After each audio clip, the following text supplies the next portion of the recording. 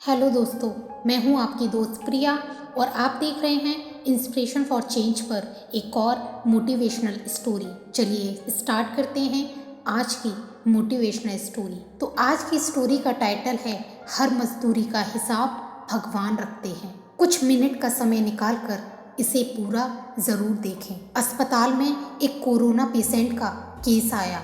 मरीज बेहद सीरियस था। अस्पताल के मालिक डॉक्टर ने तत्काल खुद जाकर आईसीयू में केस की जांच की। 2-3 घंटे के ऑपरेशन के बाद डॉक्टर बाहर आया और अपने स्टाफ को कहा कि इस व्यक्ति को किसी प्रकार की कमी या तकलीफ ना हो और उससे इलाज व दवा के पैसे न लेने के लिए भी कहा। मरीज तकरीबन 15 दिन तक मरीज अस्पताल में रहा। जब बिल्कुल ठीक हो गया और उसको डिस्चार्ज करने का दिन आया तो उस मरीज का तकरीबन 2.5 लाख रुपए का बिल अस्पताल के मालिक यानी डॉक्टर की टेबल पर आया। डॉक्टर ने अपने अकाउंट मैनेजर को बुला करके कहा, इस व्यक्ति से 1 पैसा भी नहीं लेना है। ऐसा करो, तुम उस मरीज को लेकर मेरे चैम्बर में आओ। मरीज व्हील चेयर पर चैम्बर में लाया गया। डॉक्टर ने मरीज से पूछा, भाई मुझे पहचानते हो?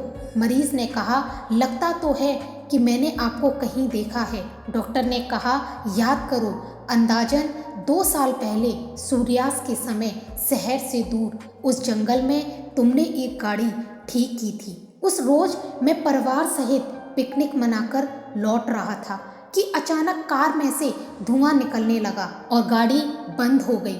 कार एक तरफ खड़ी कर हम लोगों ने चालू करने की कोशिश की, परंतु कार चालू नहीं हुई। अंधेरा थोड़ा थोड़ा घिरने लगा था। चारों ओर जंगल सुनसान था। परिवार के हर सदस्य के चेहरे पर चिंता और भय की लकीरें दिखने लगी थी और सब भगवान से प्रार्थना कर रहे थे कि कोई मदद मिल जाए। थोड़ी ही देर में चमत्कार हुआ। बाइक के ऊपर तुम आते दिखाई पड़े। हम सब ने दया की नज़र से हाथ ऊंचा करके तुमको रुकने का इशारा किया। तुमने बाइक खड़ी करके हमारी परेशानी का कारण पूछा। तुमने कार का बोनेट खोलकर चेक किया और कुछ ही क्षणों में कार चालू कर दी। हम सबके चेहरे पर खुशी की लहर दौड़ गई।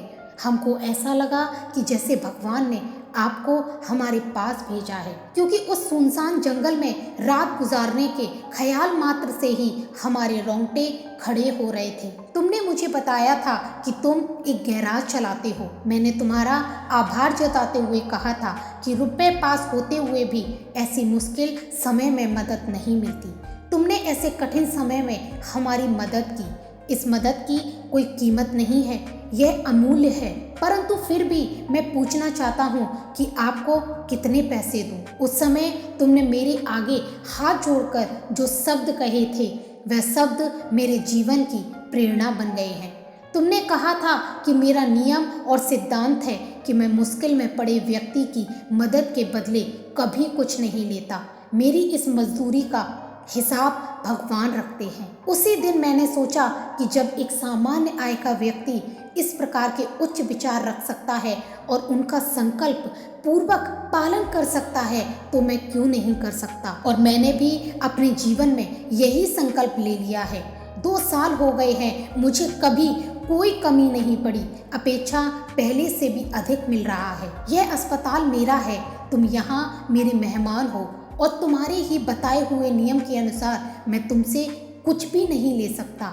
ये तो भगवान की कृपा है कि उसने मुझे ऐसी प्रेरणा देने वाले व्यक्ति की सेवा करने का मौका मुझे दिया।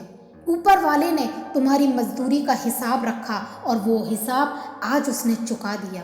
मेरी मजदूरी का हिसाब भी ऊपर वाला रखेगा और कभी जब मुझे ज़रूरत होगी वो ज़रूर चुका देगा। डॉक्टर ने मरीज से कहा, तुम आराम से घर जाओ और कभी भी कोई तकलीफ हो तो बिना संकोच के मेरे पास आ सकते हो। मरीज ने जाते हुए चैम्बर में रखी भगवान कृष्ण की तस्वीर के सामने हाथ जोड़कर कहा कि हे प्रभु, आपने आज मेरे कर्म का पूरा हिसाब ब्याज समेत चुका दिया। सीख सदैव याद रखें कि आपके द्वारा किए गए कर्म आपके पास लौट कर आते हैं और वो भी ब्याज समेत। वर्तमान में कठिन समय चल रहा है, जितना हो सकता है लोगों की मदद करें, आपका हिसाब ब्याज समेत वापस आएगा। अगर आपको कहानी पसंद आई हो तो कमेंट में गुड या बैड लिखकर ज़रूर बताएं। क्या हम इसी तरह कहानी पर वीडियो हर दिन लाएं?